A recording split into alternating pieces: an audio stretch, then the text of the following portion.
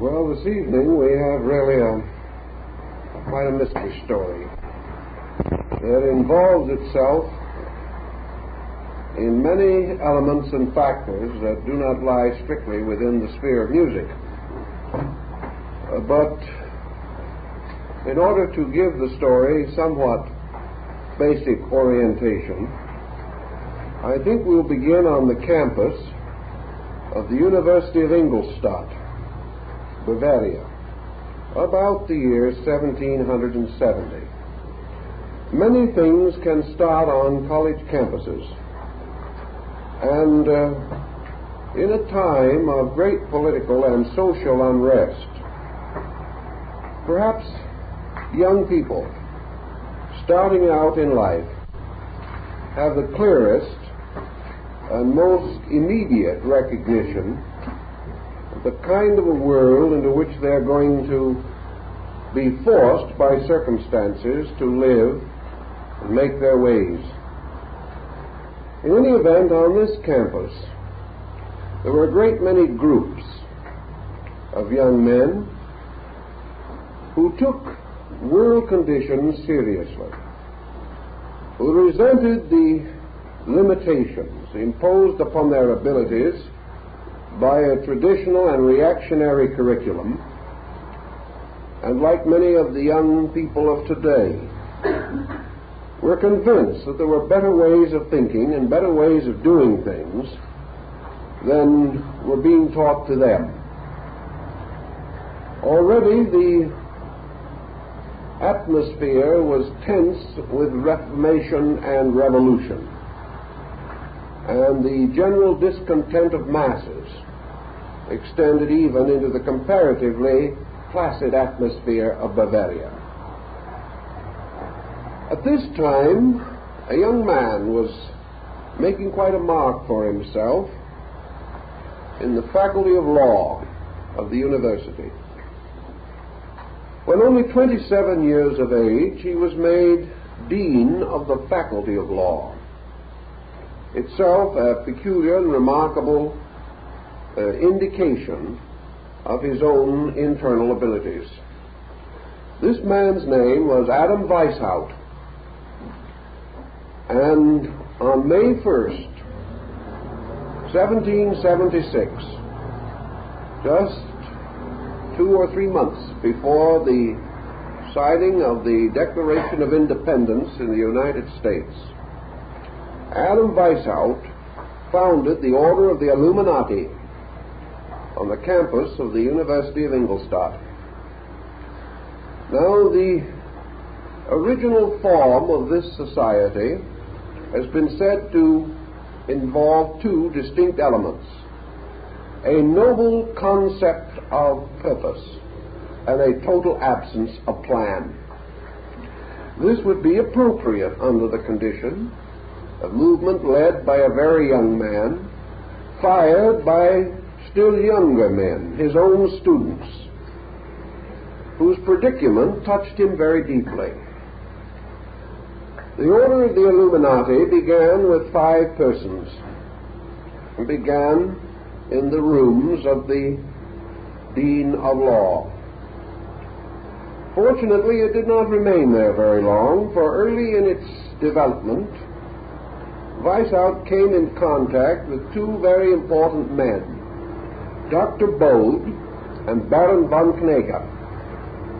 These 2 powerful intellectuals, leaders in their own worlds, fired with the concept behind this movement through their personal weight and their personal influence, and with a result that was to be quite outstanding and unprecedented. The study of the Illuminist order in its brief history, for it only survived a very few years, tells us that while numerically its membership was never large, the quality of that membership was reminiscent of the Almanach de Gotha.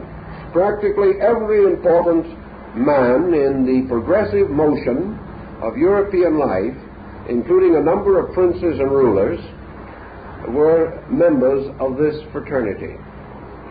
One of the earliest actions decided upon by Weishaupt was the tremendous necessity for the maintenance of complete secrecy. At that time, Ingolstadt was a nominal Jesuit college, and for many years to come, the struggle between the church and the liberals was to be heated and constant. And so the Illuminati devised an ingenious scheme.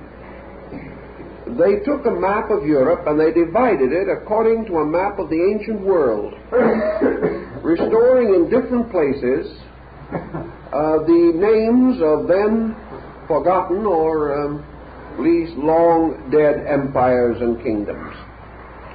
They then divided their own members, assigning to each one a classical name by which it would be almost impossible to identify them. And they wrote their own sort of private historical geography of world situations. For our present purpose, it is important to note that in their new geography, the Illuminati assigned the name Egypt to Austria, and that from that time on, in all of their official documents, references to Egypt were references to Austria. The purposes behind the motion of the Illuminati were several. First and perhaps foremost, the advancement of the right of the human being to think. That intellectual progress should be rescued from a reactionary traditional form and allowed to develop and unfold according to humanist concepts and instincts.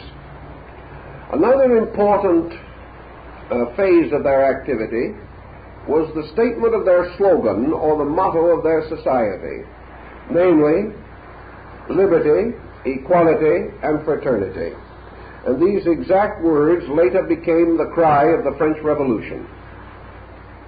There is much to indicate that the French Revolution was influenced by the Illuminists, or the Illuminati, who moved behind the surface picture and whose names were associated with a number of prominent individuals and intellectuals moving in the great era of revolutions. Among the most distinguished of the Illuminists should be included Goethe, the Prince of Saxe-Weimar, the mysterious and elusive Saint Germain, the equally mysterious, though not quite so elusive, Cagliostro, and later Claude Saint Martin, and numerous other leaders in the great struggle for the rights of man. It is believed that this movement affected deeply Rousseau and Voltaire, and later in the United States, both Jefferson and Thomas Paine were accused of being members of this organization. So in a quiet but persuasive manner, the Illuminati spread beneath the surface of European thought. And its principal rituals, ceremonies, and rites were based upon the mysteries of the Greeks and Egyptians. For Weishaupt himself was a classicist, and among his desires was to restore the great philosophical systems of initiation education which dominated the ancient world. He was unable to attain this end, but he still struggled valiantly toward it, and in their brief span, the Illuminati became a most disconcerting force in European politics, largely because they were so difficult to identify, and their presence was universally suspected, whether they were there or not. The power of this organization became almost similar to that of the Ku Klux Klan in the South after the Civil War.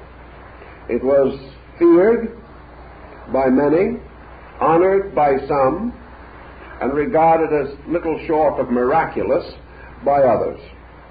It gradually attracted to itself an elaborate symbolism derived partly from alchemy, partly from mythology, partly from Kabbalism, and all the mysterious secret societies of the 16th and 17th centuries. In the midst of all this excitement, Adam Weishaupt became a Freemason, and this was to have a bearing upon the later development. For the lodge that he joined was almost immediately absorbed into the Illuminist movement, and it was not until considerably later, when the great Masonic councils were held to clarify the degrees and rights of the order, that the Illuminists were forced to clarify their Masonic position. It was all quite an involved and difficult situation, but this is one of our roots, because we learned by careful investigation that the outstanding Illuminist in Austria was Baron Ignaz von Born, who was a metallurgist and highly honored in the court of Maria Theresa. This important man was a personal friend of Mozart, and it is believed that in the designing of the opera, The Magic Flute, von Born supplied much of the material, at least symbolically speaking, for the creation of the character of Sarastro, the great priest of the mysteries of Isis and Osiris. Mozart himself was recommended for Freemasonry by Baron von Gemmingen, a distinguished member of the order, and the lodge to which he belonged, by some circumstance, was also very closely associated with von Born. And when this great chemist perfected his method for metallic amalgamation and certain formulas for the hardening and purifying of metals,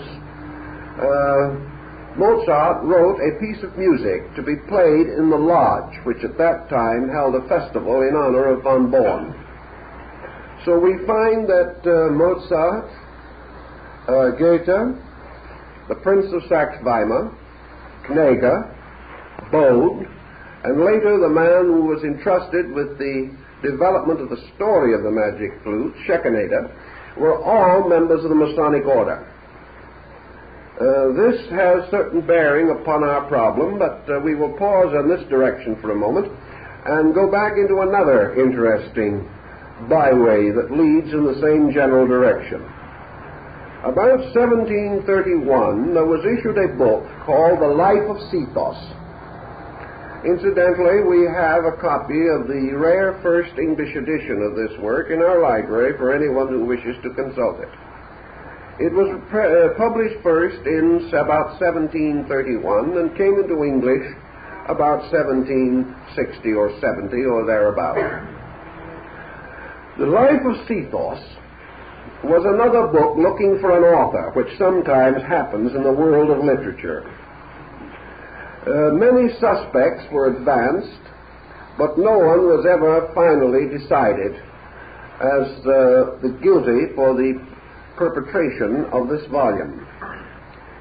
The story claimed to have been found as a manuscript in a European library and to be a true account of a man by the name of Sethos, who lived in the classical period and who was initiated into the rites of Isis and Osiris. The third book of Sethos deals, therefore, largely with the ritual of initiation, centering upon the passing of Orpheus and Eurydice through the rites and rituals of the underworld. Various authors have commented upon the book of Sethos. It has generally been accepted as a fabrication. Who fabricated it and why, no one knows. But whoever did had a considerable familiarity with the writings of the classical authors, and his production belongs with two others, one called The Initiation of Plato, and the other the Krata Rappoa, or the rituals of initiation into the Greek and Egyptian mysteries, all of which came out at about the same time, and contributed to the establishment of the Egyptian rite of Freemasonry by Alessandro Cagliostro. All of these different facets also indicated that in the 18th century there was a powerful rise of interest in Egyptian philosophy. This rise was prior to the discovery of the Rosetta Stone, and nearly all of the records available were those from Roman sources, as for instance the hieroglyphics of Harapolonilos. In any event, however, there was a fanciful restoration of Egyptology, and this continued to remain more or less imaginative until, through the cooperation of Napoleon, the Rosetta Stone was made available to the students of Egyptology in Europe, and Champollion supplied the necessary key to its interpretation. So we have the Book of Sethos, probably itself originating in one of the secret societies of Europe.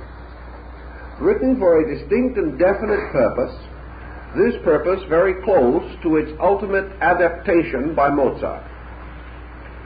These elements, then, seem to tell us something of the background of what has sometimes been referred to as Mozart's comic opera. This is a bit of an exaggeration, for there is nothing really less comic than the concept or the purpose behind it. I think we also have to bear in mind just a little something about Mozart himself. We know him as a musician. We know him as a man struggling for years against poverty. We know him as a genius and an artist and then practically an infant prodigy. But perhaps what we do not know about him was his fiery patriotism. He was a man moved from within himself by exactly the type of motivation that inspired Weishaupt in the founding of the Illuminist movement. It has never been possible to prove by documentation that Mozart belonged to this order, but certainly his sympathies were strongly with it. He was a patriot. He was fighting desperately, as maybe later we find in the case in Hungary of Fatofi Sándor, also a poet, also a mystic, fighting desperately for the freedom of the Magyars. This great struggle for mental or intellectual emancipation in Europe influenced Mozart's career to a large degree to its economic detriment. His very dislike for patronage, as it had been previously doled out, his resistance to merely becoming a pawn, a musical pawn, in the court of Austria, contributed to his impoverishment, probably his discouragement and early death. But we know Mozart was a person of great humanitarian convictions, and perhaps in the story of the Magic Flute he has summarized or brought together the choicest of his reflections, and with the assistance of those who cooperated to make the project possible, he was able to fit together a very convincing and very wonderful allegory. It is also noted in the libretto of the Magic Flute that while mysteries, symbols, and even occasional Masonic emblems appear and are used, there is not one single line of the opera that can be considered in any way an expose of Masonry.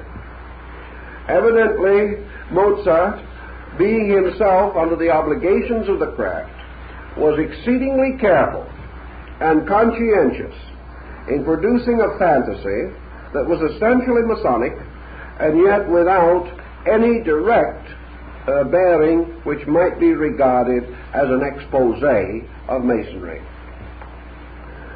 Now, the interpreters of the story have a variety of possible selections upon which to base the purpose of the opera itself.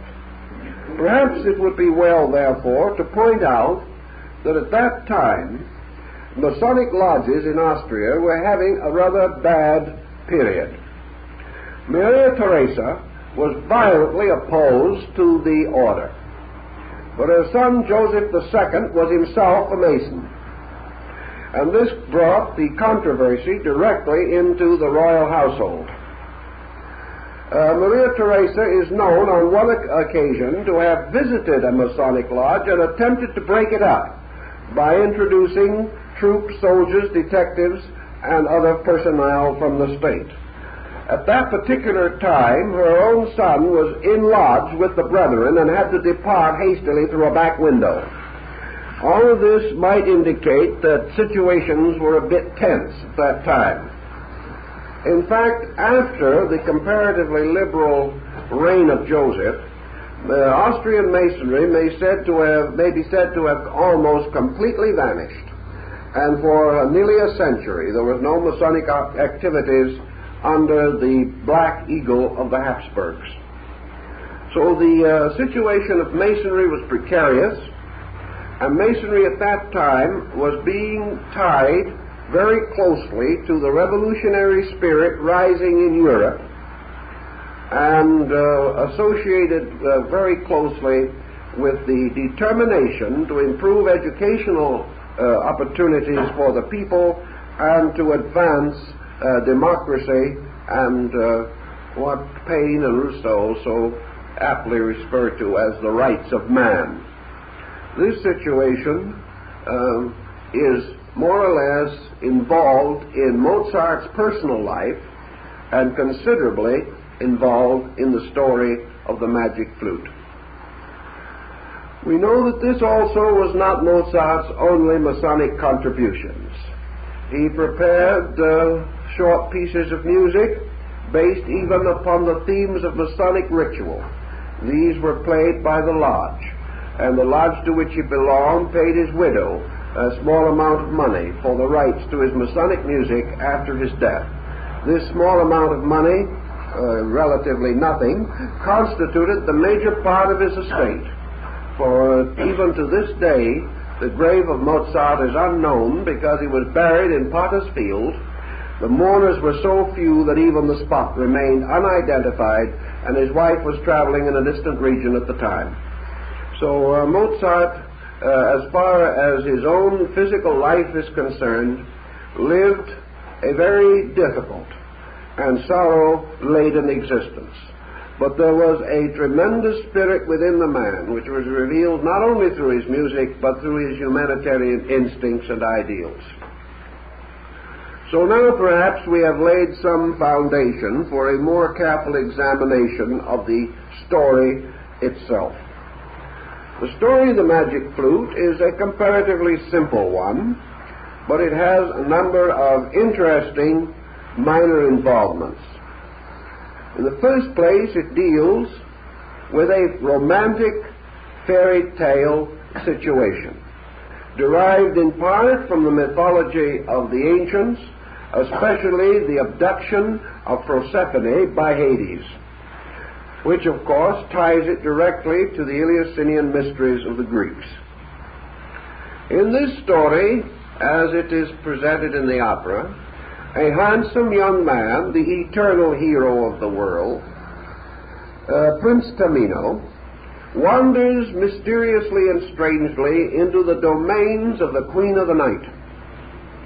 Now, the Queen of the Night rules over a fanciful world, and in this world, which is much of the world of Grimm and Andersen, many strange and miraculous things can happen. And while Prince Tamino is wandering in this region, he is attacked by a great serpent. This great serpent pursues him, and as the young prince is unarmed, he finds grave difficulty in escaping, and gives up all hope that his life will be spared, when three mysterious maidens, called genii, appear, armed with spears with silver points. These slay the serpent, even while the prince himself lies unconscious from exhaustion on the ground.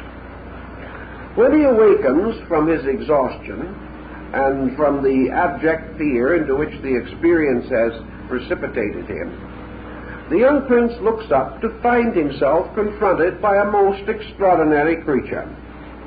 This creature gives the rough impression of being human. But actually the parts of his body are covered with bird feathers, and he jumps around and makes strange sounds and noises and seems quite the clown and quite the eccentric. He is Papageno, a mysterious being who is more or less of a fool and a buffoon. Papageno is always boastful, however, and under a little pressure admits that he is the one who slew the snake and saved the young prince. About this time the three genii, or maidens with their silver-tipped spears, appear, tell the truth, and punish Papageno by placing upon his lips a padlock, so that he may not speak from that time on, so that for some time he wanders about, grunting and puffing against the padlock, but unable to make any particularly articulate sounds. The three maidens, or the three genii, then tell the young prince Tamino that they belong to the suite of the Queen of the Night, that she knows that he has wandered into her region, and that she desires to speak to him and know him because she has a very definite and particular errand which she would like to have him perform. In due course the young prince discovers what this errand is. It seems that the daughter of the Queen of the Night has been strangely and mysteriously abducted by a mysterious person named Sarastro, who was Grand Master of the mysteries of Isis and Osiris. Now, of course, the Queen of the Night wishes her daughter, Pamina, to be restored to her. And so she supplies the young prince with certain things necessary to accomplish the rescuing of this fair maiden. Among other things, because he does not know the region, nor is he capable of coping with the enchantments of Sarastro, she gives him a magic flute with 7 openings on which strange and wonderful melodies can be played.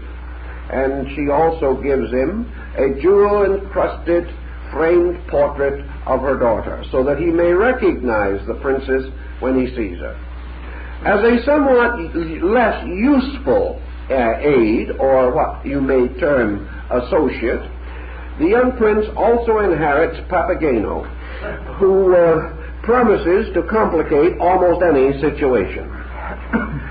Papageno, of course, also needs something to help him to take care of the difficulties of his assignment, so he is given an instrument called a branch of bells, which in actuality is a form of the old Egyptian sistrum, or rattle, that was used in connection with the ceremonies of the temple of Isis. The group then start out on their journey, and with due and proper adventures attempt the rescue of the fair princess, who is being held in bondage, presumably by Sarastro. They come finally to his palace, which is presented in the opera as an Egyptian-like building or temple, and here priests and other dignitaries bearing Masonic symbols and chanting ancient rituals form an appropriate background. Now, we are also introduced at this time to another interesting and rather curious character, who is a sort of jailkeeper or general overseer in the court of Sarastro. And this is Monostatos the Moor, a strange, dark man who would like to be a villain but is not very successful at it. As a villain, he is in love with the fair princess, but she not only spurns his advances, but Sarastro, ever watchful, makes certain that all his conspiracies come to nothing. So that the Moor plays the part of a very frustrated individual who is unable to succeed in almost any of his undertakings. Of course, the meeting of Pamina and Tamino results in the rise of romance, and Sarastro guards this situation also with great thoughtfulness.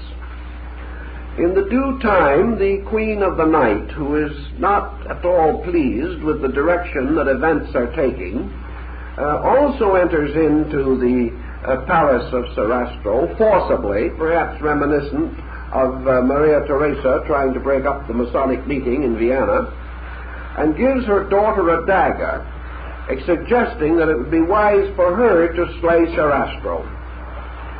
At this time, however, the young prince becomes under an obligation of secrecy in connection with the rituals of the mysteries of Isis and Osiris. While under secrecy, he is misunderstood by Pamina, who, thinking that he no longer cares for her, attempts to kill herself. The plot becomes more and more complicated at this time, but in their attempt to leave the palace, or to leave the shrine of initiation, the two young people come under the direct influence of Sarastro, who prepares them and for them the elaborate ceremonial of initiation into the rites of Isis and Osiris. While wandering about also in the mysterious underworld, Papageno has quite a little experience of his own. He has only one great desire in life, and that is to find himself a feathered mate of mentality and nature similar to his own. Because he is quite an eccentric, it looks very doubtful if he'll ever succeed. But in this underground and subterranean region of mysteries, he is confronted with an ancient witch, or hag, who is about as little what he demands as anything could possibly be. She is a horrible creature, but with considerable force of character. She points out that unless he will consent to marry her, he will never leave the underworld alive. This is a very doubtful situation, and leaves poor Papageno, who is no hero at any time, with very little choice. In due course, however, it proves that this strange witch-like person is really a good spirit in disguise, because suddenly the old hag is transformed into the feathered mate that Papageno has been seeking all the time, and they, of course, have a joyous union, and all goes well with them. In the meantime, the rituals of Isis and Osiris are arranged, and the two young lovers pass through the strange ceremonies of the underworld.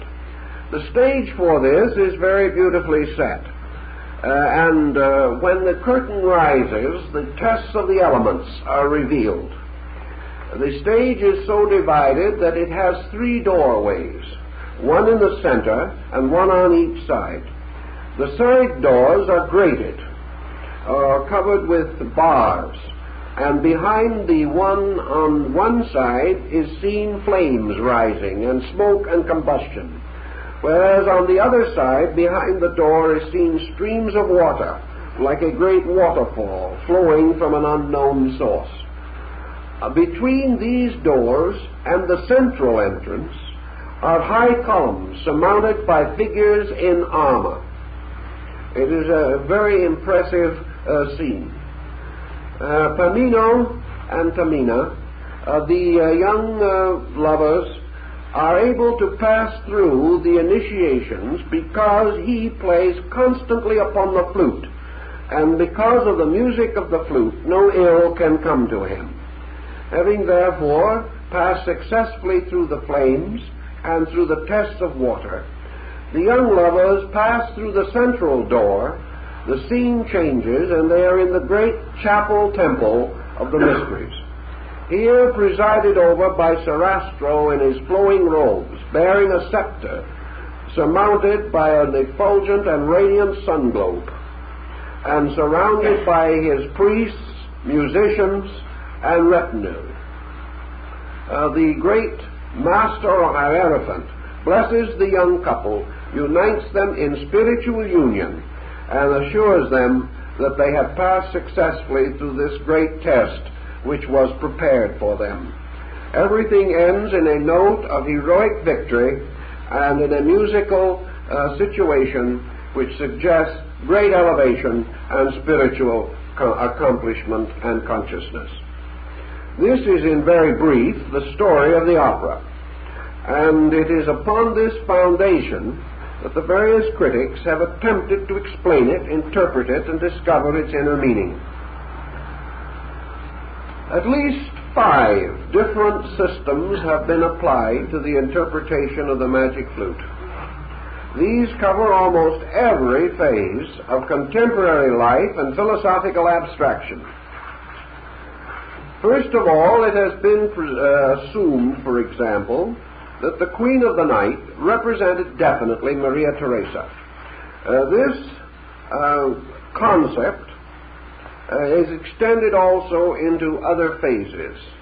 The young prince, Tamino, is believed to be Joseph II, who was in favor of and a protector of Masonry in Austria.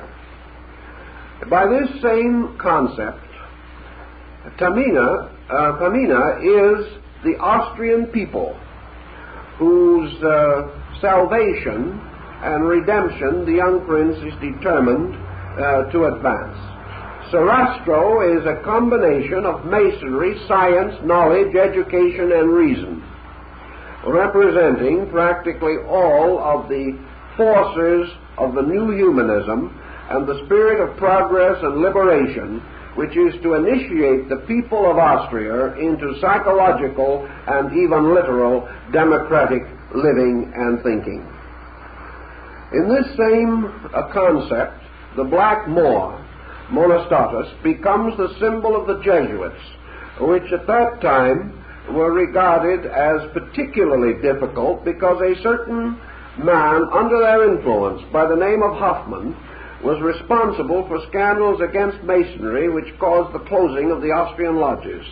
Therefore, he is believed to have been personified in this drama or in this concept. Thus, the drama would be very largely an unfoldment of the political life of the time.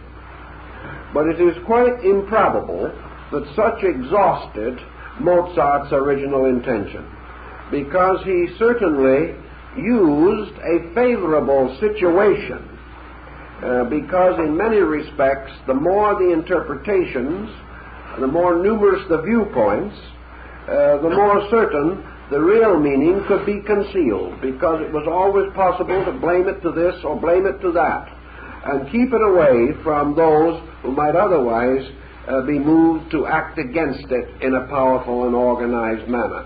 As a fantasy, it could be produced and presented, where if the same remarks had been made in a severe literary style, the author would probably have been subjected to extreme punishment, imprisonment, or exile. Now, when we go into this question a little further then, we realize that the entire drama, derived in part at least from the life of Sethos, does go back to a certain degree into the rituals of the old mysteries, where much more than contemporary politics would be considered.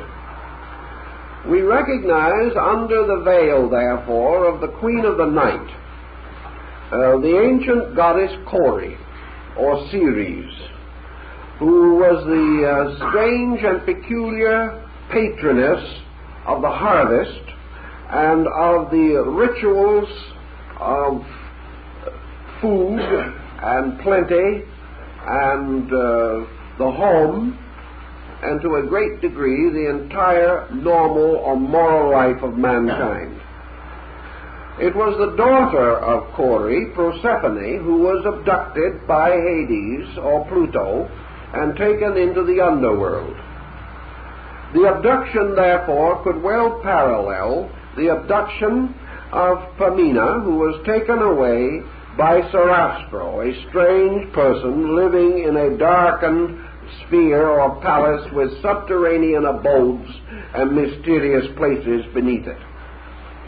This deity, of course, is also closely associated with Osiris, who after his martyrdom became lord of the underworld, and the rituals of the Osirian rites were nearly always practiced in subterranean caves or crypts or rooms under the temples. So here we have two phases of the god of the underworld abducting the fair daughter of the goddess of the night.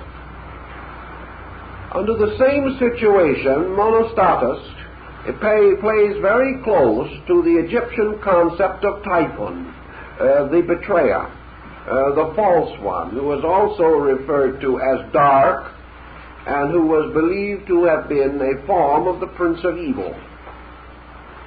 These characters being variously distinguished, it becomes evident then that the young prince always represents the person, the initiate, the hero, the one to whom these adventures must naturally occur, and through whose regeneration and whose enlightenment represents, of course, the liberation of man himself. So we can have a new group of elements involved in this, which can go even as far as Asia, if we wish to, in search of a deeper and more mystical and metaphysical meaning for our story. In this same classification, Papageno comes in also, as a form of the old deity Pan, the god of nature.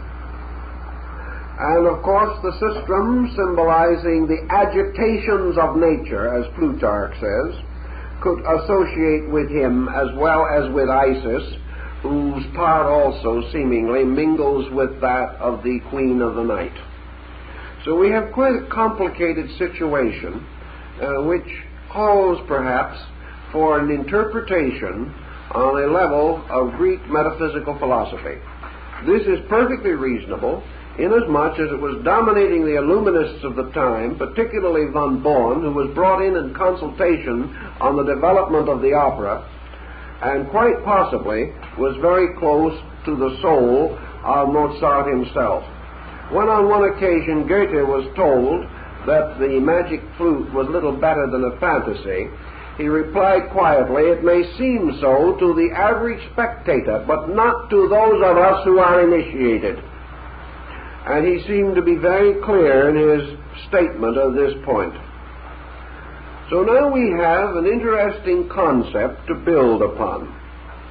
The Egyptians divided the universe into three essential parts. One was a universe of spirit, or of eternal life, the abode of the gods. One was a sphere of matter, which, as in the case of the Platonic philosophy in Greece, was called the underworld. And between these two was the abode of heroes, or of those who had liberated themselves from darkness, or who had been born again through the rites of the mysteries. In Egypt, as in many other ancient countries, we find that Isis, as the mother of mysteries, as the great Diana, goddess of the Ephesians, the Multimamia, the universal mother, that this deity always represents the mystery school itself. She is the widow whose sons become the liberators and the golden hawks of light, who are to save the world. Therefore, the initiate was always referred to as the son of the widow, because Isis, wearing the weeds of a widow and with ashes upon her head, wandered about the earth, mourning the loss of her lord, the god Osiris. The mysteries, then, were nocturnal and subterranean, and consisted principally of an account of the wandering of the human soul in the underworld during the state of mortality or ignorance.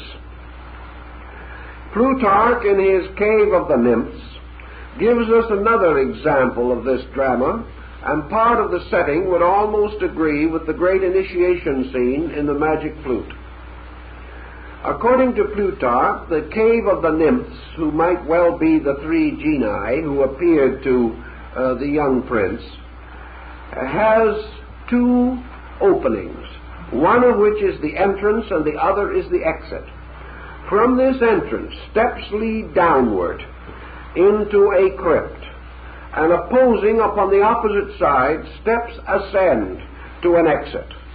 And the gate of entrance is called Kansa.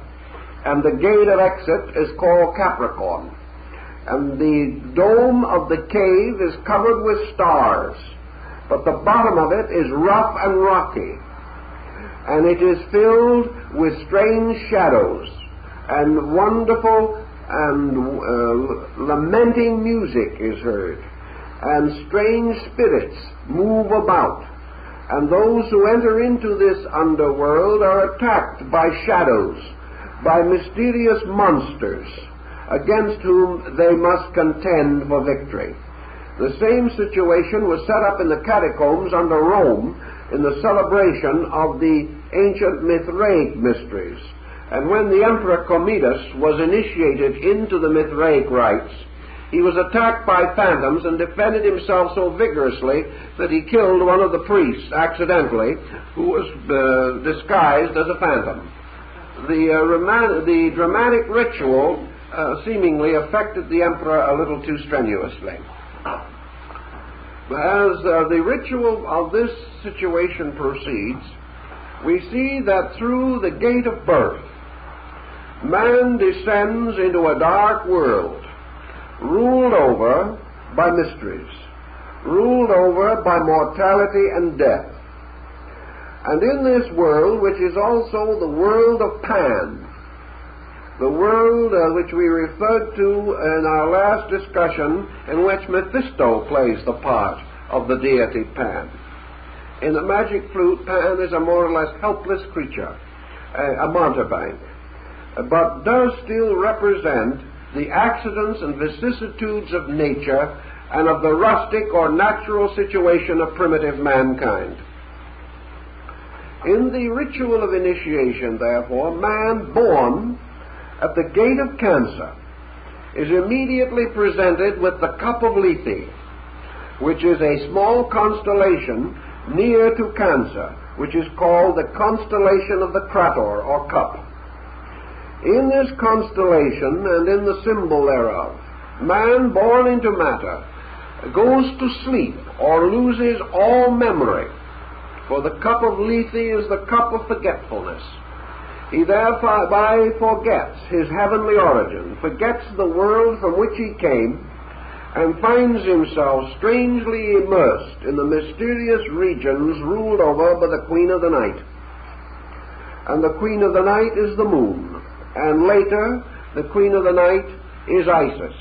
But to man coming into the world at the beginning, this material world is not a place of initiation or a place of regeneration. It is a place of terrors and fears, ruled over by the tyranny of darkness and ignorance.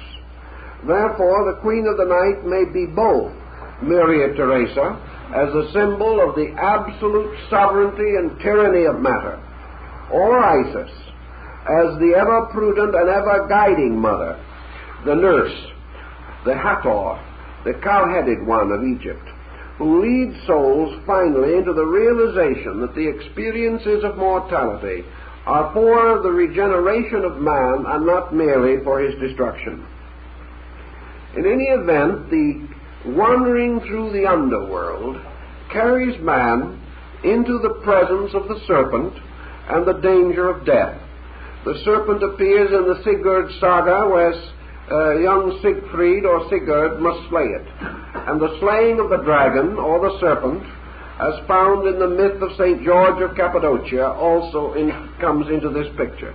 The serpent is the ancient symbol of illusion, and the struggle between man, his mind, his being, his life, and illusion is a very important one. Even in the time of the rise of the French mysteries during the period of Cagliostro and Saint-Germain, it was pointed out that man possesses within himself a mysterious agency which is called the astral light. The astral light is the substance from which the magic garden of Klingsor was composed in the opera of Parsifal. And the 19th century French transcendentalist, Eliphas Levi, refers to the astral light as a mysterious world of beauty and flowers, beautiful blossoms, radiant and inspiring, and around the stem of each flower twisted a poisonous serpent. It's quite a dramatic, symbolic picture. But the world of the astral light is simply the sphere of human imagination, uncontrolled and undirected by reason. It is man subject constantly to the delusions of his own emotions and thinking. So man, seeking to control, master, or even survive in the darkness of the underworld, must slay the serpent of imagination, or in this case, the serpent of fantasy. This is actually excellent Buddhism, because it is told to us in the teachings of the Diamond Sutra, for example, that because of the phenomenal existence engendered by the sensory function of man, the human being lives in a world that has no existence except that which he bestows upon it. The human being who could move serenely like the candidate for the mysteries through this dark region and come safely to the gate of Capricorn, which leads through the mystery of death to the mystery of immortality. This human being, instead of living a dignified and noble existence in the underworld and its mysterious passageways, is actually tormented constantly by fantasy and hallucination. Fantasy in this case meaning all false or unreasonable ends or ideas which dominate him. The fantasy of ambition, the fantasy of pride, of selfishness, of greed, the fantasy of passion and appetite, the fantasy of success or failure, all of the innumerable forces which deprive man of his natural nobility may be inferred. We perhaps know a little better about this fantasy element than was generally known 100 or 200 years ago, because it is coming strongly to us in our studies of psychology. We know that the delusions, frustrations, neuroses, complexes, and psychoses which affect man are nothing but delusions arising within himself. His own false estimations of value, his own misunderstandings, his own natural instincts to be selfish, to create doubt and uncertainty, and his criticism, his jealousy, all of these things turning upon him like monsters, destroy his peace of mind and prevent him thereby from fulfilling the natural destiny for which he is intended. The three genii, like the three fates or the three norms, represent the dimensions of time. They also represent the intuitive powers by means of which man is able to be protected from these evils. In one system of interpretation, they are likened to the three graces, faith, hope, and charity, through the practice of which the dragon or demon is discomfited and the serpent is killed with the silver-tipped spears. Also in this lower world, man discovers another kind of creature, Papageno. This creature has never lived anywhere else and represents the natural and rustic nature of primitive man. Here the truth seeker discovers, for example, that the world around him is filled with people who do not particularly wish to know anything, not interested in seeking truth, but interested only in finding a mate like themselves and settling down and living out their lives. They have no ambitions of any importance, no aspirations. They do not know how to tell the truth, and in order to control them at all, a padlock must be placed upon their lips. They represent a primitive type of materiality, which also is to be found lurking in this subterranean world.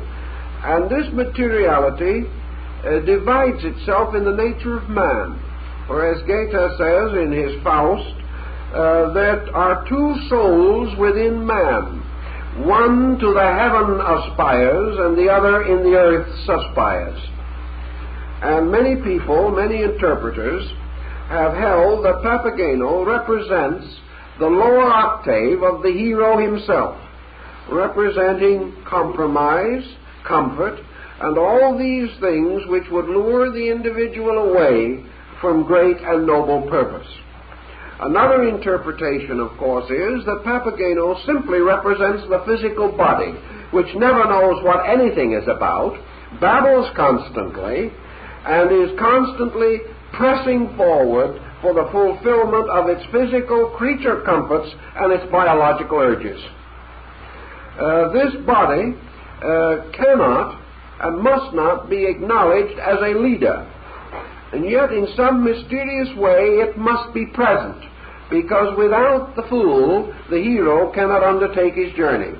And the body thereby becomes this nominal hindrance, this capering, feathered thing, which contributes very little, but does make an occasional, fairly valid contribution to the general situation.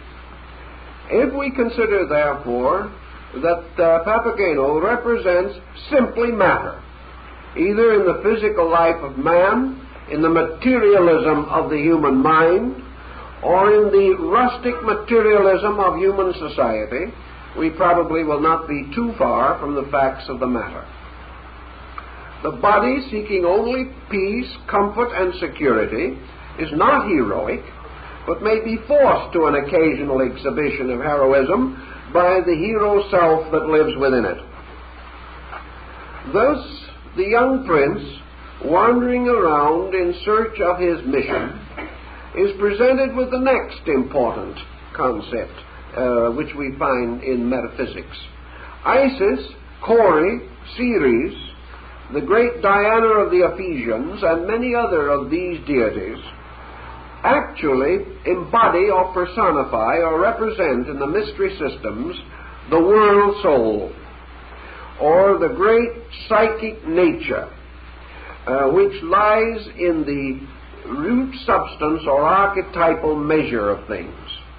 According to the Greek mythology, the great gods, the spiritual beings, the unmoved movers of all things, cause to emanate from themselves that which is called the self-moving. And the self-moving is the psychic field, or the median distance in man's nature, which we call today the soul. The soul in nature, according to Pythagoras, is its animating part. Therefore, it is the anima, or the psychic energy sphere, from which all of man's sensory and even his intuitive faculties are supported and sustained. Modern psychology would define the soul principally as mind and emotion. The ancients, however, would have had a slightly different concept. They did not consider the mind as part of the soul, essentially. They considered the intellectual principle as a separate spiritual element in nature. But they did count that part of man which is essentially religious, the emotion of devotion, of love, of piety. These things pertain to the soul, which Pythagoras represented by an 8-faced symmetrical solid, because he said that the soul had 8 attributes, of which the lowest, or 8th, was the attribute of generation. If, therefore, the world soul, the psychic field, which is the soul of deity, would be regarded as Isis, or as the queen of the night, then the human soul would be her daughter, apart from this universal soul. Socrates, the contemplative life, the attainment of the various cathartic disciplines, the relaxation of man's pressures, the overcoming of selfishness and personal intensities, and the cultivation of the noble and serene life of wisdom. These things cause a separation between the soul and the body, by which the soul is permitted to be clarified, to become the ruler of the body or the master of it, and is given dominion over the corporeal nature and its limitations. Thus it is said that by death the body is violently separated from the soul, but by initiation into the mysteries, the soul is gently separated from the body. And the difference becomes essentially part of the old rituals. If then we consider the hero to be the spirit purpose, the will of man, resolved to rescue his own soul from its subterranean abode, we can see why, entering into the regions of Sarastro, that the drama should be concluded by what appears to be an irrelevant ceremony. In the original form of the story, there seems no reason why the rescuing of Pamina should result in a ritual of initiation. It is not particularly indicated as necessary. The point, of course, is that there is no way out of the underworld without the mystery of initiation. There are only two ways out of matter: violent through death, gentle through wisdom. That which is violent, however, is a separation of the body from the soul, but is not in any sense a relieving of the soul of the burden of worldliness. Death takes man out of the world, but initiation takes worldliness out of the man, and these two are vastly different things. Buddha points this out in his doctrine of rebirth, stating that the loss of body has no essential effect upon consciousness, for consciousness must be rescued by a direct act of volition and not by an accident of death. In other words, death is the common accident of man, but immortality is attained only by a purposeful intent and is never attained accidentally. And again we can remember the lines from Faust: how closely linked are luck and merit, doth never to the fool occur at either wise man's stone. I swear it, the stone had no philosopher.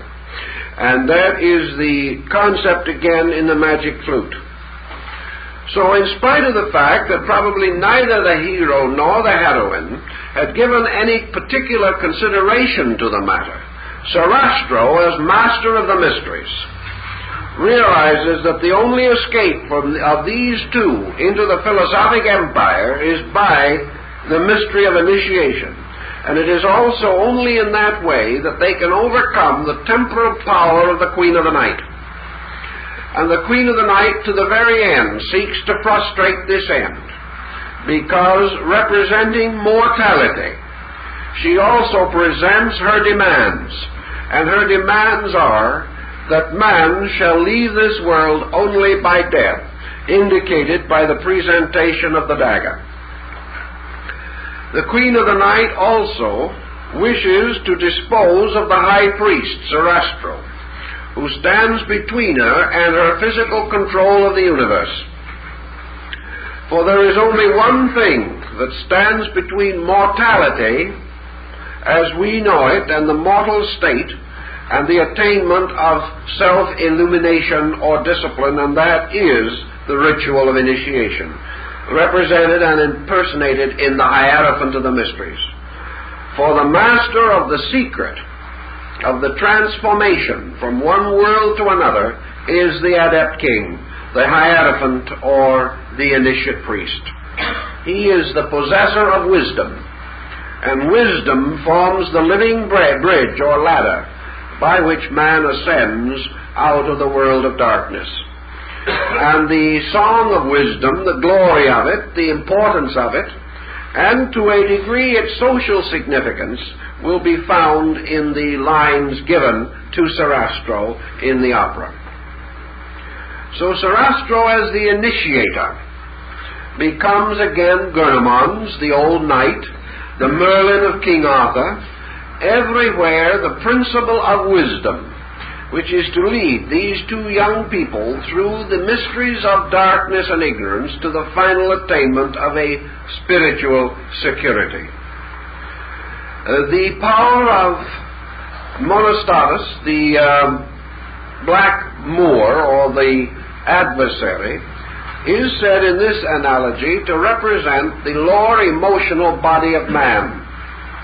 So we now have a series of factors in which appetite, greed, and ambition, the physical propensities of man, seek to also control the soul, to adapt the energy of the soul to their own purpose. In other words, the dark Moor seeks to possess the soul for itself. This is also carried in another way in the story of Samson, who is, of course, a symbol of the Sun Man, the young hero prince, as in the operatic story. This Samson is blinded and bound to the millstone of the Philistines, which represents psychic energy or spiritual strength or force bound to materialism and caused to perform the physical activities of a materialistic way of life. Therefore, whenever we speak of ambition, whenever we speak of schemes, stratagems, conspiracies, and spoils, whenever we think of men who, like Cassius, have a lean and hungry look, we are recognizing the perversion of soul power in which the psychic strength of human nature has been caused to enter a state of bondage with the lower emotional nature, so that the psychic powers of man are used to injure man, hurt man, or destroy man through selfishness. The soul, thus bound to the lower world, would be said to be captured by the Black Moor. However, Sarastro, wisdom, will not let this take place. And whenever the Moor thinks he has accomplished his end, Sarastro, or true wisdom, works a conspiracy which frustrates it. Thus man, in his search for reality in the ritual drama, has the devil's advocate, but he also has the faithful guide and leader, his Virgil, who is to conduct him and assist him through the mysteries of the underworld. The magic flute, of course, abridges somewhat the great initiation rites of the elements. These initiation rites are found not as much in the very early sources as they are in the later restorational material. During the period from about the rise of Kabbalism in Spain, under the Moors, by the way, through the Rosicrucian Hermetic cycle, into the Illuminists, and finally into the works and rituals of Saint Germain and Cagliostro, we find the initiation of the four elements taking quite a place.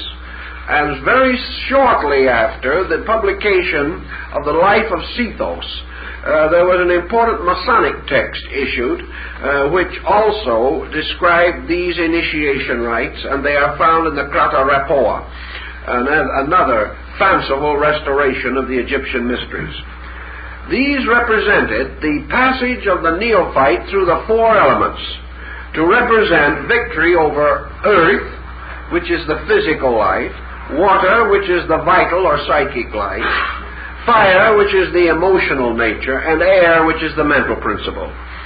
These four initiations, therefore, are man learning to control the four vehicles or bodies which he has at his disposal, the physical, vital, emotional, and mental bodies. His victory over these bodies is achieved by his victory over the principles which they represent. The victory over materialism is therefore the initiation of earth, represented primarily, usually, by the subterranean location and sometimes by the burial in a stone sarcophagus, which is appropriate to the principal symbolism of earth.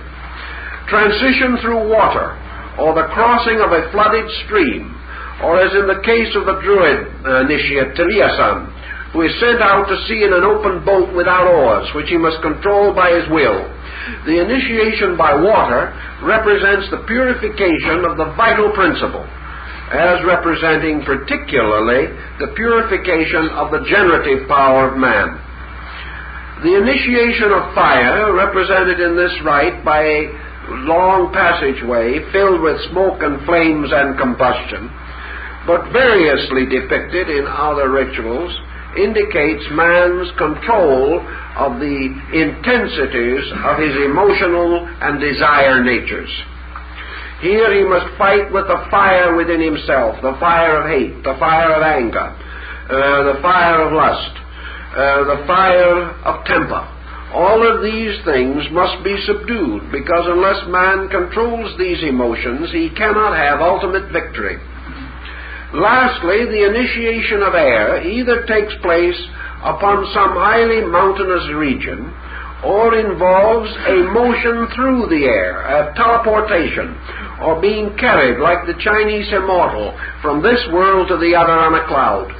There is always the initiation of air. In the Sigurd saga, it was the dead hero being carried to Valhalla on the horse of the Valkyrie, flying through the air.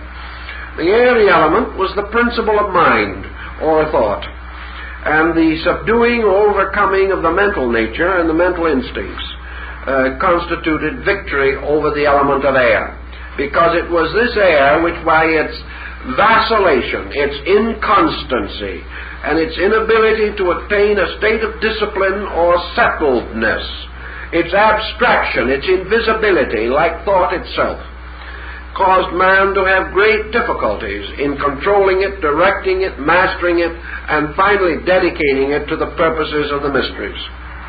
In the magic flute, only 2 of the 4 initiations are clearly set forth, although the others are represented by the subterranean world, and finally the luminous pageant with which the drama terminates. The 2 initiations of fire and water are reminiscent of the baptisms referred to in the New Testament. For John the Baptizer baptized with water, but the one who came after him, who was preferred before him, baptized with the Holy Spirit, which is fire. So baptism by fire and water is also very carefully perpetuated in the ritual as it was originally shown at the time of the initiation of Abraham by Melchizedek, Prince of Salem. For in this case we have the baptism by corn, wine, and oil, or bread or grain, wine, and oil. In the Last Supper of Jesus, we have the wine and the bread. And someone has said, what has happened to the oil, which was necessary to the ancient ritual of Melchizedek? The anointing of the head with oil. And of course the answer lies that the word Christ from Christos, Christo, means oil. Therefore Christ himself was the oil, and he also completed the sacrament with the bread and wine and restored or restated the sacrament of Melchizedek. So the initiation in the 2 elements as represented in the opera represent purification by fire and water. Purification by fire, the higher of the 2 rites, represented the purification of the soul or psychic nature, and by water the purification of the body or the material nature. Water was the symbol of cleanliness, the cleanness of both the body, the soul, and all of its attributes. By fire we have the initiation of inspiration, or the individual cleansing and purifying the higher or spiritual parts of his own nature. So body was purified by water, soul was purified by fire. That is why in the legends of both the Sigurd saga and the Arthurian epic, we have the sword representing will or spirit, which is tempered upon the anvil and is made to be true steel by passing through the mystery of fire. Fire, therefore, tempers the sword of will and gives it the strength or the keenness for the labors for which it is intended. Having successfully passed through the ordeals of fire and water, the young couple, now representing the amalgam of spirit and soul, or of the higher and lower psychic natures, or the androgyne anima animus within man, are then led together into the presence of the great court of the priest of Osiris. In this situation also we have had an experience of changing worlds. For in passing into the great throne room, or the wonderful place of the mysteries, the candidate has ascended the sacred spiral staircase, the staircase of evolution with its 3, 5, and 7 steps, and has come finally to the gate of the celestial splendors. He has therefore passed through the gate of Capricorn, which was to the ancients the gate of death. But his death has been symbolical rather than literal, because in the initiation ritual of all peoples, the higher degrees always parallel and correspond to the mortuary rites. It is that the individual is dying to an old life, or to an old way of life. His rebirth is the symbol of the resurrection of consciousness from body. It is the restoration of the glory of the soul. It is the soul that has now achieved conscious freedom from the enmeshments of the body. And in the alchemical mysteries, this is represented by Christ rolling away the stone of the tomb and rising, bearing in his hands the symbol of the elixir of life and the philosopher's stone. Thus the restoration, or the rolling away of the stone, is the spiritual life of man, and is the mystery of the second birth. This again parallels the Greek ritual, because when the initiate, having completed the higher degrees of the Eleusinian rite, came forth between the columns of the temple to receive the plaudits of the people, he was hailed as one who was dead and who has been reborn. Part of this ritual, incidentally, remains in the story of the prodigal son, which is another story of exactly the same principle. And when the prodigal son returns to his father's house, and the offerings and the feasts are prepared for him, the father says, "For my son who was dead is alive again." And yet the story does not imply physical death. It is a distinct statement of the mysteries. For that which descends into the flesh pots of Egypt and wastes its substance in riotous living is said to die. Therefore Plato points out that birth into materialism is death, and death from materialism into enlightenment is birth, and all of the other is of seeming, whereas this is of being, or of true reality. It was consequently customary in the Greek period and in the Egyptian period to refer to an initiate as one twice born, or thrice born. For man is first born from the womb of his mother, and is the second time born from the womb of the mysteries, or the alma mater, the mother of wisdom. And this thought, of course, is conveyed in the Hermetic tradition, where Hermes is referred to as the thrice-born one, or the thrice greatest, and in honor of that was given the title Trismegistus, meaning the thrice greatest, or the thrice-born one. So the young couple, representing the reborn spiritual life of man that has passed successfully through the testing of the initiations and rites, the couple is then brought into the presence of Sarastro, who, representing reason, illumination, knowledge, is also the personification of the secret doctrine itself. He bears in his hand a tall scepter-like staff, surmounted by a golden orb, and from this golden orb rays of light in the form of golden lines spread out and form a kind of nimbus. He is therefore a symbol of the spiritual sun, the same one that is described by Apuleius in his Metamorphosis, where he says he saw the sun shining at midnight in the ritual of the mysteries. The Sarastro, therefore, now becomes the symbol of the sun in the midst of the glorious universe of truth. His temple, his world, represents the new age, the coming world, the world of light, and also the restored kingdom of truth upon the earth. And it is to the Illuminists and some of this group that we are indebted for this very interesting and powerful concept. Namely, that the so-called kingdom of heaven is actually symbolical of the kingdom of brotherly love, or human fraternity, which is established here on earth, and the establishment of which is the goal of the great system of the mysteries, and has been this goal since the dawn of time. In other words, the great throne room in which the final rituals are given represents perfected human society, ruled over by the philosopher king, dominated by the reign of reason, perfect in all things, and in passing, Weishaupt's great concept of the restoration of education through the restoration of the mysteries and the great systems of spiritual apprenticeship.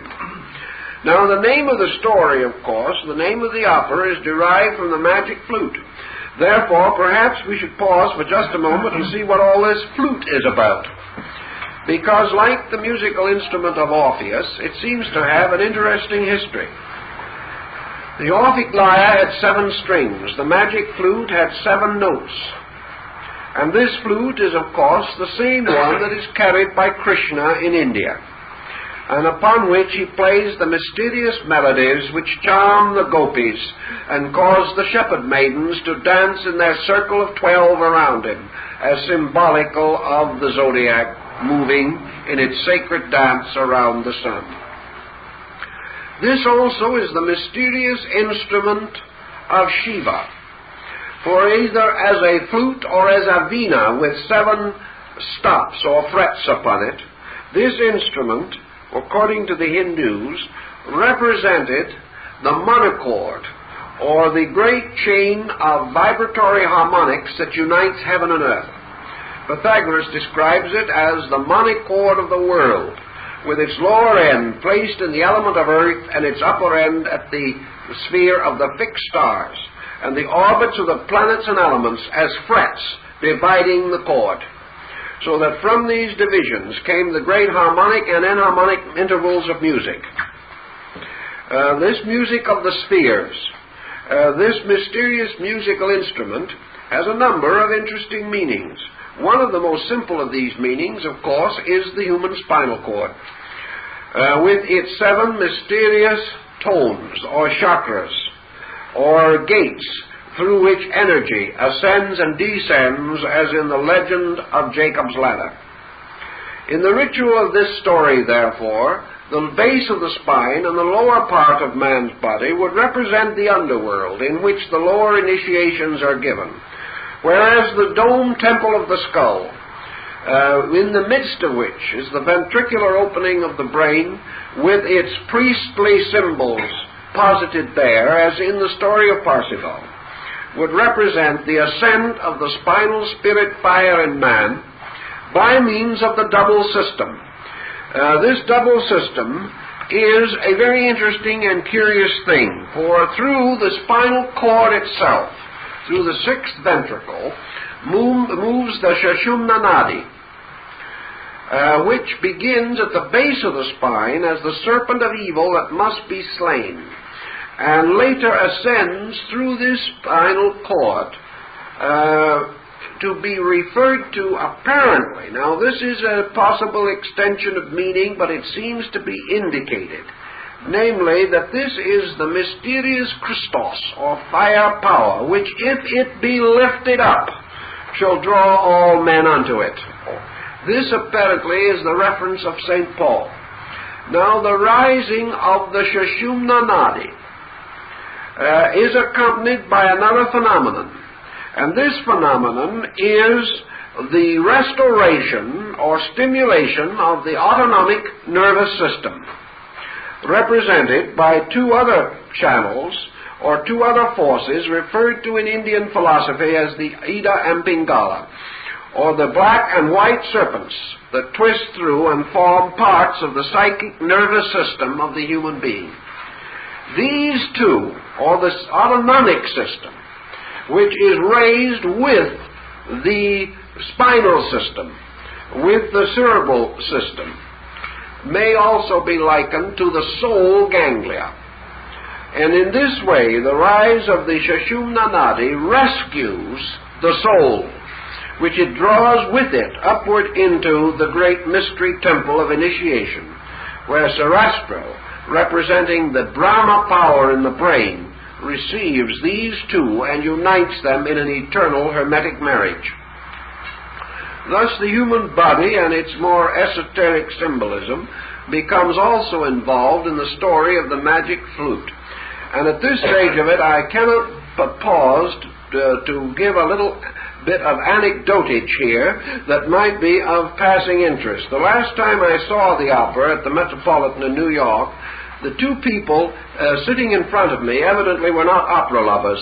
I suspect that someone couldn't come and gave the tickets to friends, because throughout the evening these two wiggled around in their seats, were struggling with the English synopsis, trying to find out what was happening, and when they finally came to the great scene of the union of the two at the end, where the prince and princess are brought into spiritual union by Sarastro, the gentleman turned to the lady beside him and in a hoarse whisper said, "Why didn't they get married in the first act and let us all go home?" This type of situation is typical in opera, as in the case of the forging of the sword Nothung in Siegfried, in which I was privileged to hear someone not far away remark, "When will that blacksmith get finished?" High art, of course, has its devotees, but it is also quite uncomfortable. And when we are mentioning the discomforts of fine art, let us remember Papageno, to whom the whole problem of the magic flute was just that, uncomfortable, and who represents that type of mankind which is capable of going through the ceremony of initiation without noticing it, without ever discovering that it happened, and who can reach the end of life saying that life is successful or unsuccessful only in terms of whether it has been comfortable or uncomfortable. And there are millions, therefore, who resemble him, even though the feathers are not visible. In the final scene, of course, we have the Hermetic Union. This is the marriage of the sun and moon, or the creation of the complete homunculus, or spiritual being, within the consciousness of man. Here we have the polarized opposites uniting in eternal union to produce the spiritualized and intuitive power of man's over-perception. The Greeks and Egyptians both agreed that when the energies of man, through discipline, through enlightenment, through method, through various procedures, more or less reminiscent of Eastern doctrines, but also in the West obtainable by pure consecration, by the gradual unfoldment and development of spiritual apperceptive powers, that when this union is finally consummated, man becomes truly human. Up to that time, he is only potentially human. He does not attain to his ultimate and complete humanity until, according to the ancients, he had received initiation. The ancient sacred number was 12. And this number corresponded to the divisions of the circle, or the great cycle of the labors of Hercules, which we call the zodiac. Man at birth is born after 9 months of prenatal conditioning and preparation. For this reason, the Chinese celebrate his first birthday when he is 3 months old, because to them the prenatal epoch is part of the first year of life. But man, it is said, to achieve true birth, must pass through 9 months in the womb of his mother and 3 degrees in the womb of the mysteries. For this reason, the ancient rites were nearly always divisible into 3 primary degrees. And these degrees represented man's ultimate mastery over the material, psychical, and spiritual mysteries of his own existence. He thus became master of body, soul, and mind, or body, mind, and spirit, according to the divisions of a particular group. But the same implication is always involved. Man, by the mysteries, becomes human. He becomes human in the fact that there is then no deficiency left within him, and that his purposes, his ideals, his principles, his understanding are all truly human. And the Greeks, Egyptians, and Hindus have given us certain definitions of this human state. That man as a human being must abide in a world unique to himself. He can no longer accept the illusion of matter.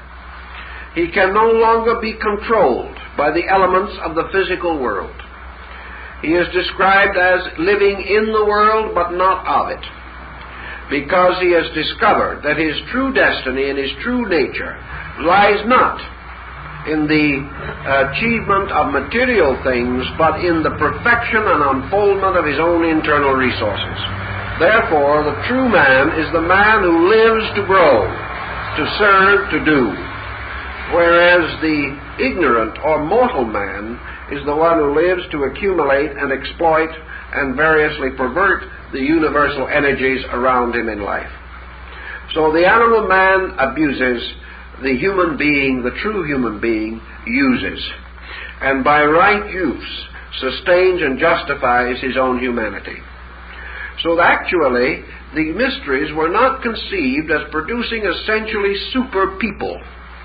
They were not really producing a higher order, actually, because this higher order was the true man. And we find this in the German mysteries and the German mystics, where we find the references to the man of earth and the man of heaven. And we find in the writings of Bamy the reference to the 2 Adams. That Adam, which is the parent of our mortality, and the second Adam, which is the parent of our immortality. And these are called the light and dark Adams, and they occur again in the rituals of the Kabbalah. For as Adam is the progenitor of mortal man from Adamus the species, so the second Adam is the progenitor of the spiritual man. And the second Adam is the initiate adept. He is the symbol of the one who is to be the teacher and redeemer and progenitor of the spiritual life of man. These peoples, therefore, possessed what they believed and held to be certain secret arts and sciences, which were communicated by degrees only. And this progressive science of human regeneration constituted the substance of the mysteries. And it was this substance that Adam Weishaupt wished to restore at the basis of the educational system of Europe. He had no way of realizing that the age of the mysteries was gone.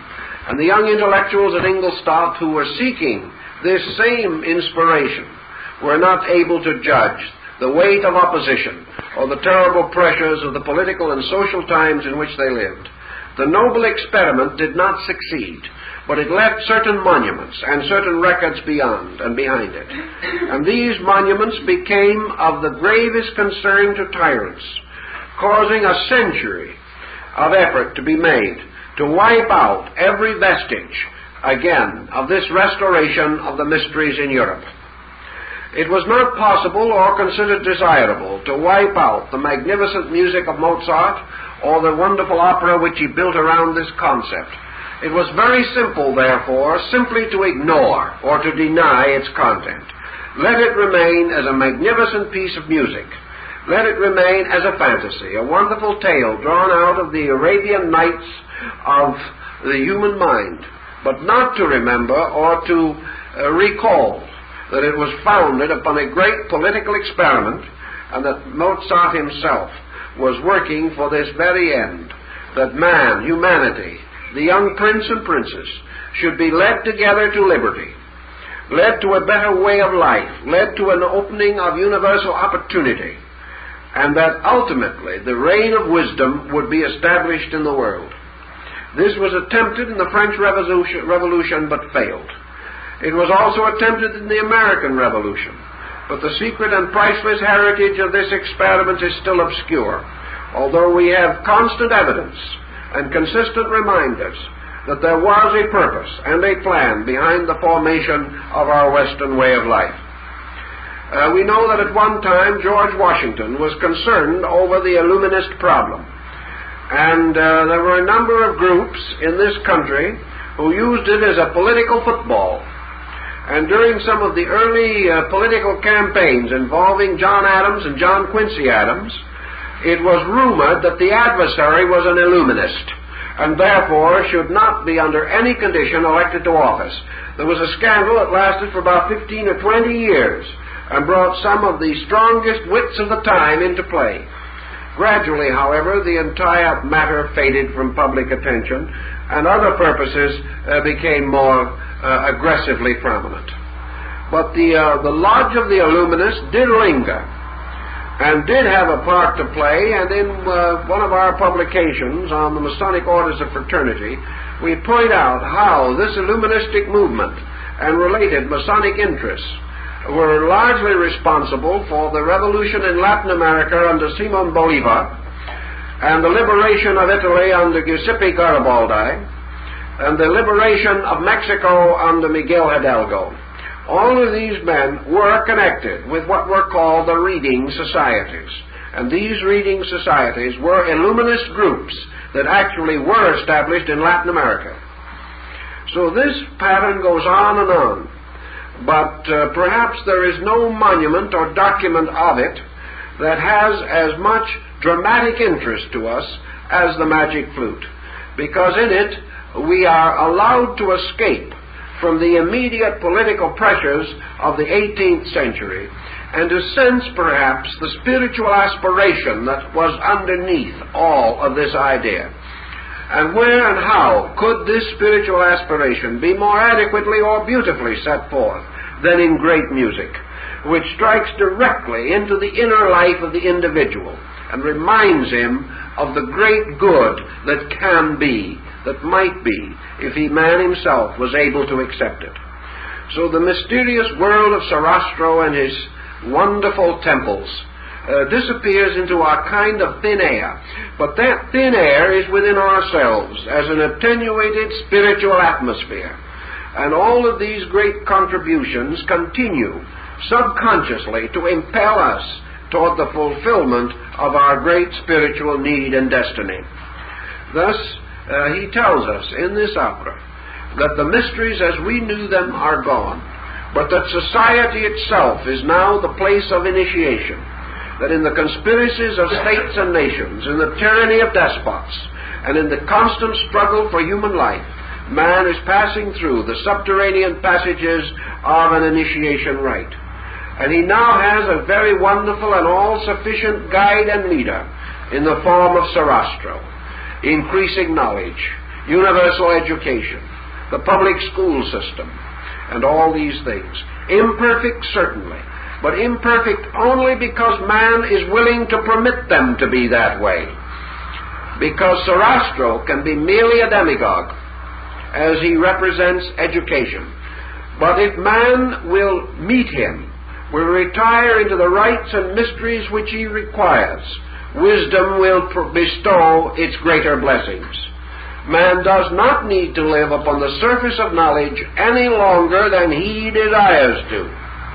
For the moment he has the necessary insight, he can penetrate that surface and come into the presence of greater and more noble realities and truths. All of this is set forth to remind man that beneath the surface of his living is a secret meaning, and that if he will seek this meaning and will demand of others around him, his leaders, those who represent him in various public relationships, if he will demand from these the high standard represented in the story of the magic flute, he can have it. but man must decide whether he is going to be the man or the mouse in this case. Perhaps more correctly, whether he will be the prince or Papageno, whether he will be willing merely to hunt for a mate and be satisfied completely with a physical existence, and satisfied also to shake away evil with his sistrum or his little stick of bells, or whether he will actually seek solution. If he is willing to seek solution, he can find it. If he is willing to follow the ancient road shown by Sarastro in the temple, and is willing to be led into the mysteries, he will then find beyond the better world the greater civilization, and he can build the restoration of the shrines of Isis and Osiris. These simply represent the shrines of truth everywhere available. Truth now hidden deeply, so-called underground, locked within the psychic life of man.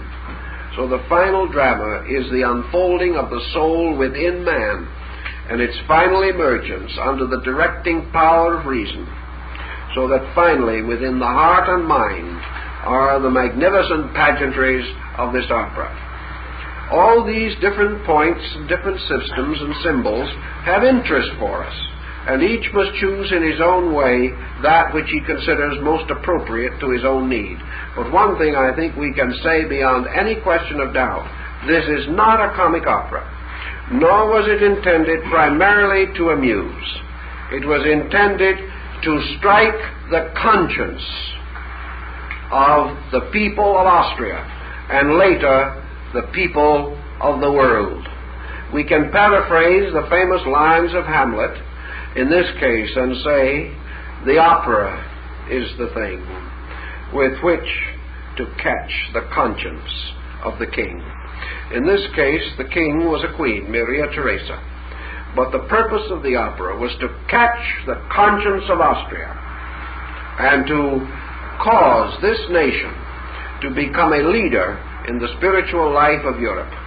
It was satisfied, however, to play the part of Papageno, and gave us some delightful waltzes by Strauss. It did not give us, however, the liberation, because Austria did not attain it. But it was Mozart's dream and hope that this country would lead the great restoration of learning. Actually, it did, but only in him. He became an imperishable monument to the dream which could have been Austria, but which was finally destroyed in the fall and collapse of the Habsburgs. But in Mozart, Austria lives. In Mozart also, the Illuminati found a name and a patron who has conferred upon them eternal honor. I think that is the subject for this evening. Mozart wrote a piece of music to be played in the lodge, which at that time held a festival in honor of von Born.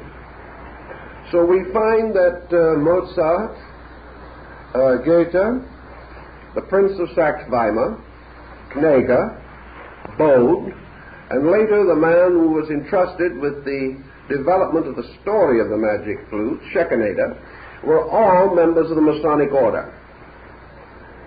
This has certain bearing upon our problem, but we will pause on this direction for a moment and go back into another interesting byway that leads in the same general direction.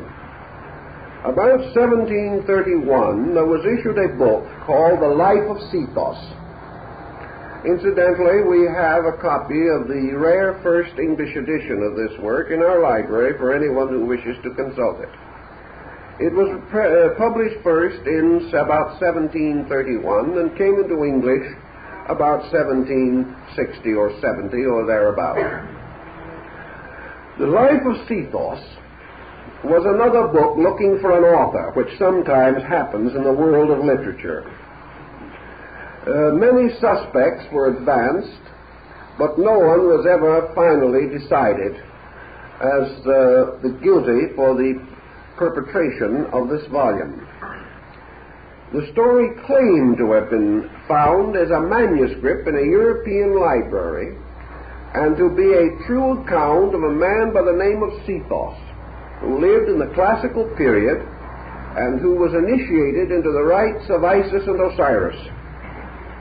The third book of Sethos deals, therefore, largely with the ritual of initiation, centering upon the passing of Orpheus and Eurydice through the rites and rituals of the underworld. Various authors have commented upon the book of Sethos. It has generally been accepted as a fabrication. Who fabricated it and why, no one knows. But whoever did had a considerable familiarity with the writings of the classical authors, and his production belongs with two others, one called The Initiation of Plato, and the other the Krata-Rapoa, or the Rituals of Initiation into the Greek and Egyptian Mysteries, all of which came out at about the same time and contributed to the establishment of the Egyptian rite of Freemasonry by Alessandro Cagliostro. All of these different facets also indicated that in the 18th century there was a powerful rise of interest in Egyptian philosophy. This rise was prior to the discovery of the Rosetta Stone, and nearly all of the records available were those from Roman sources, as, for instance, the hieroglyphics of Harapolonilos.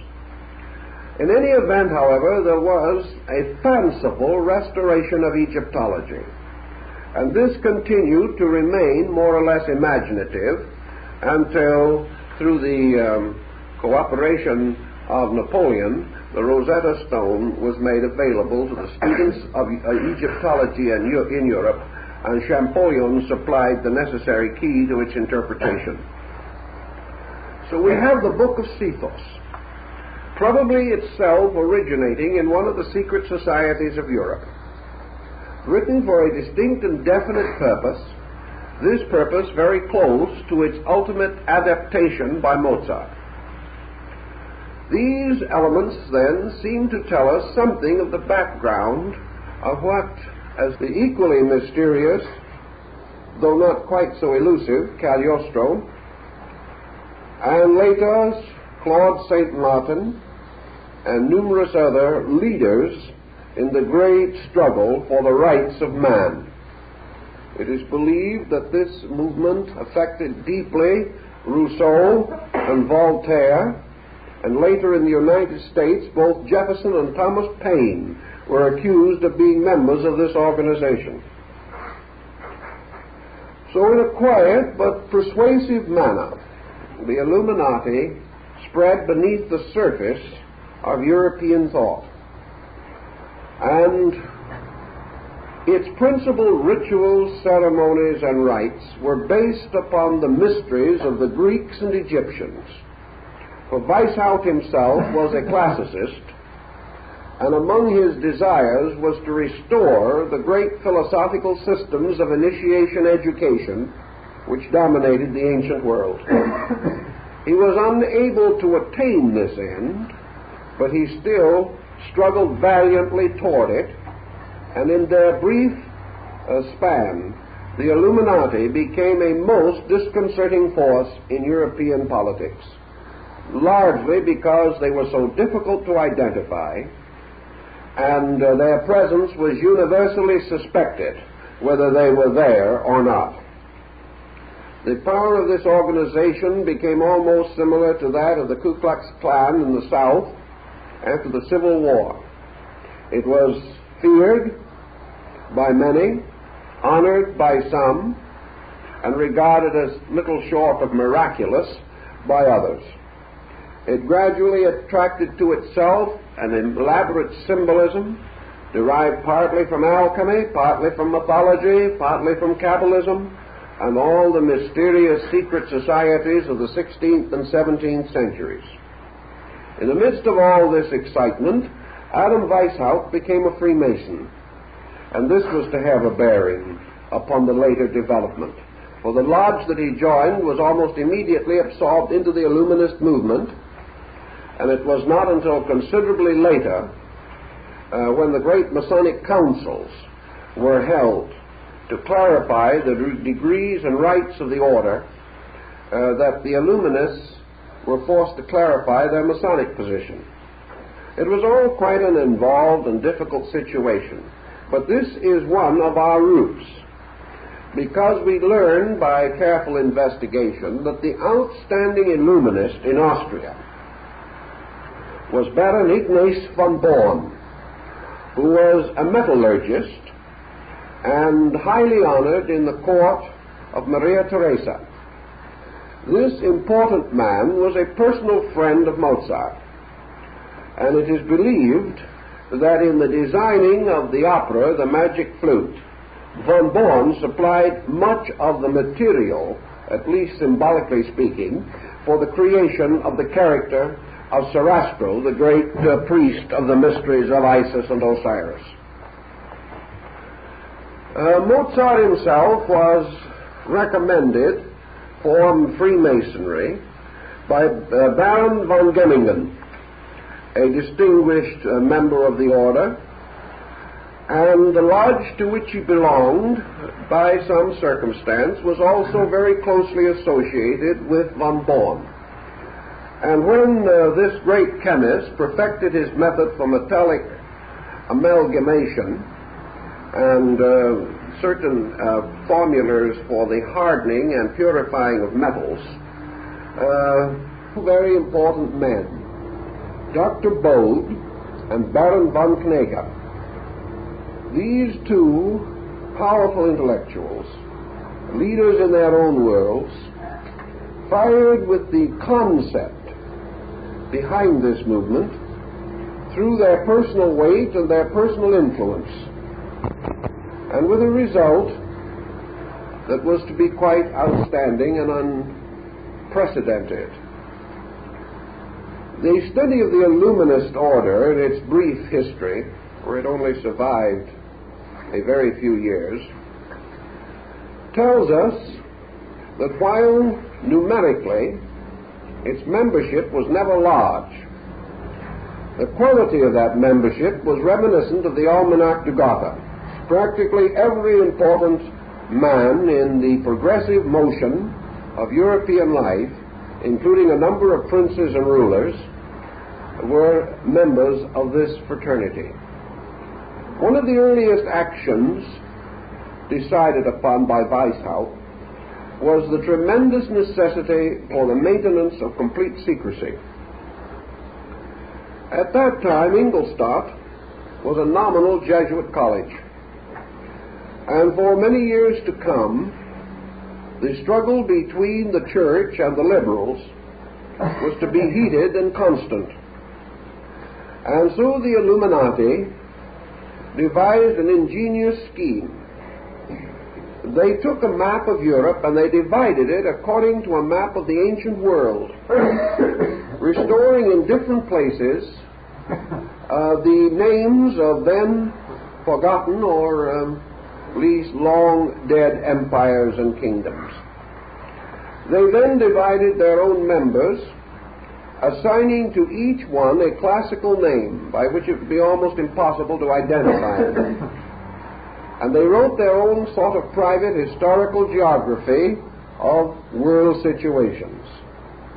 For our present purpose, it is important to note that in their new geography, the Illuminati assigned the name Egypt to Austria, and that from that time on, in all of their official documents, references to Egypt were references to Austria. The purposes behind the motion of the Illuminati were several. First and perhaps foremost, the advancement of the right of the human being to think. That intellectual progress should be rescued from a reactionary traditional form and allowed to develop and unfold according to humanist concepts and instincts. Another important phase of their activity was the statement of their slogan or the motto of their society, namely, liberty, equality, and fraternity. And these exact words later became the cry of the French Revolution. There is much to indicate that the French Revolution was influenced by the Illuminists, or the Illuminati, who moved behind the surface picture, and whose names were associated with a number of prominent individuals and intellectuals moving in the great era of revolutions. Among the most distinguished of the Illuminists should be included Goethe, the Prince of Saxe-Weimar, the mysterious and elusive Saint Germain,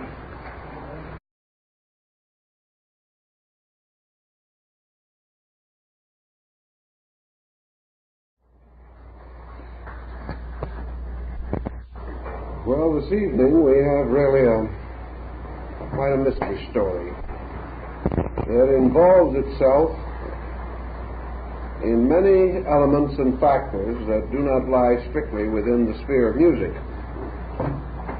But in order to give the story somewhat basic orientation, I think we'll begin on the campus of the University of Ingolstadt, Bavaria, about the year 1770. Many things can start on college campuses, and in a time of great political and social unrest, perhaps young people starting out in life have the clearest and most immediate recognition of the kind of a world into which they're going to be forced by circumstances to live and make their ways. In any event, on this campus, there were a great many groups of young men who took world conditions seriously, who resented the limitations imposed upon their abilities by a traditional and reactionary curriculum, and like many of the young people of today, were convinced that there were better ways of thinking and better ways of doing things than were being taught to them. Already the atmosphere was tense with Reformation and Revolution, and the general discontent of masses extended even into the comparatively placid atmosphere of Bavaria. At this time, a young man was making quite a mark for himself in the Faculty of Law of the university. When only 27 years of age, he was made Dean of the Faculty of Law, itself a peculiar and remarkable indication of his own internal abilities. This man's name was Adam Weishaupt, and on May 1st, 1776, just 2 or 3 months before the signing of the Declaration of Independence in the United States, Adam Weishaupt founded the Order of the Illuminati on the campus of the University of Ingolstadt. Now, the original form of this society has been said to involve two distinct elements: a noble concept of purpose and a total absence of plan. This would be appropriate under the condition of movement led by a very young man, fired by still younger men, his own students, whose predicament touched him very deeply. The Order of the Illuminati began with 5 persons, and began in the rooms of the Dean of Law. Fortunately, it did not remain there very long, for early in its development, Weishaupt came in contact with two sometimes been referred to as Mozart's comic opera.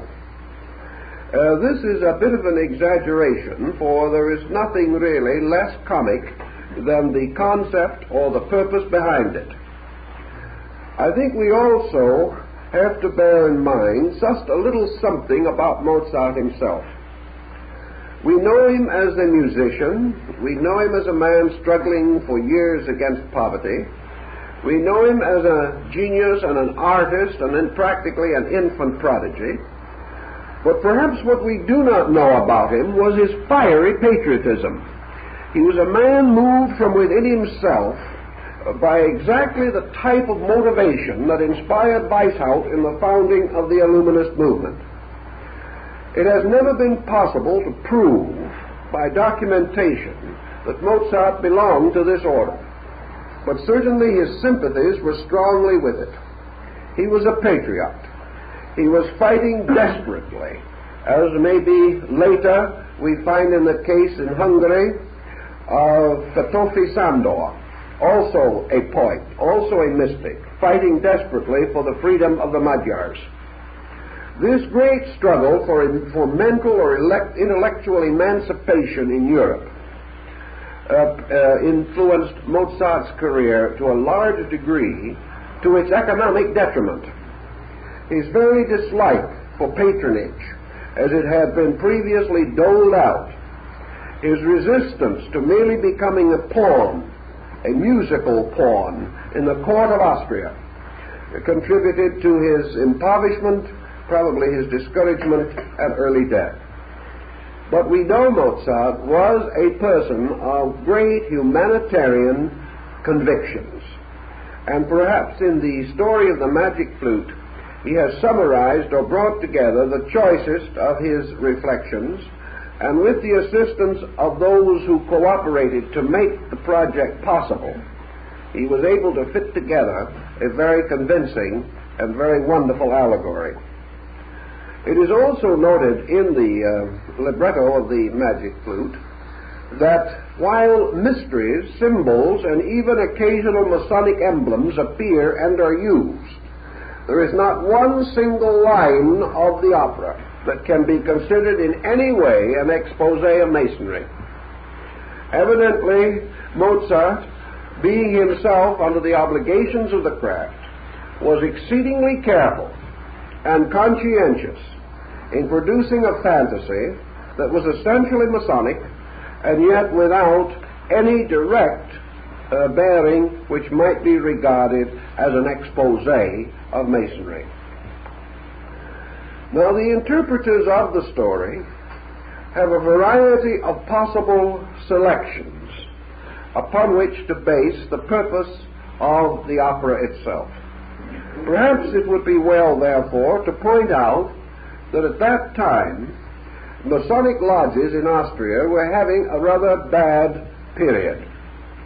Maria Theresa was violently opposed to the order, but her son Joseph II was himself a Mason, and this brought the controversy directly into the royal household.